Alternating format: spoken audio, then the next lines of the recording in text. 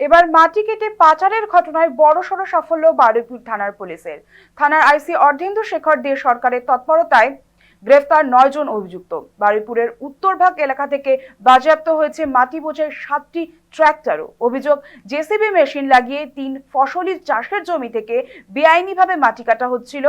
স্থানীয় কৃষকদের না জানিয়ে এই কাজ চলছিল রাতের অন্ধকারে। পুলিশ সূত্রে খবর, কাটা মাটি ইটভাটা ও নতুন করে গড়ে ওঠা পিকনিক গার্ডেন তৈরির কাজে ব্যবহার করা হচ্ছিল।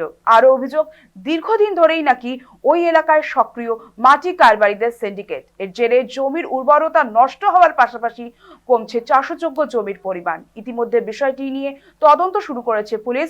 কে বা কারা এই কাজের বরাত দিয়েছিল, খোঁজ চলছে সেই দালাল চক্রেরও। অন্যদিকে পুলিশ স্পষ্ট জানিয়েছে, এই ধরনের বেআইনি কারবারের বিরুদ্ধে লাগাতার অভিযান জারি থাকবে।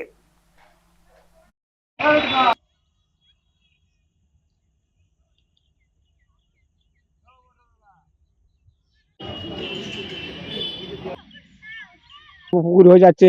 বর্ষার সময় যখন চাষ করতে যাব তখন দেখেও জানতে না পারলে তখন ডুবে যাবে। তো পুকুর কাটতে খুব ক্ষতি হচ্ছে, প্রচন্ড ক্ষতি হচ্ছে। চাষের জমি কমে যাচ্ছে। চাষের জমি কমে যাচ্ছে। এই মাটি কেটে নিয়ে হচ্ছে ওই জায়গা যেগুলো খালা আছে ওগুলো ভরাট করে। ইট ভাটায় যায়। হ্যাঁ, ইট ভাটায় যায়, এমনি জায়গা টাউনের দিকে নিয়ে চলে যায়, ভরাট করে খালা খন্দগুলো। তো ওটা তো আমি যখন কিনছি আমার জমি, হুম। আমি কি করবো সেটা আমার তো ব্যাপার থাকতে পারে।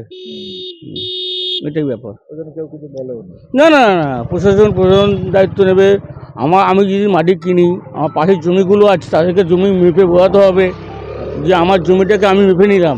কিন্তু কিছু দালাল চক্র রাত্রি 11টা-12টার পরে অন্ধকারে এই ট্রাক্টর করে মাটি চোরাই কারবার করে এবং বিভিন্ন চাষের জমি থেকে মাটি কেটে নেয়।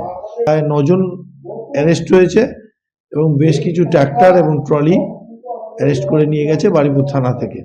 এবং আগামী দিনে যাতে না হয়, এই যে বিগত 3 বছর ধরে বন্ধ, এবং আগামী দিনে যাতে মাটি কাটাটা না চলে সেই জন্য আমরা পঞ্চায়েত থেকেও ব্যবস্থা নিচ্ছি এবং প্রশাসনকেও সজাগ করেছি।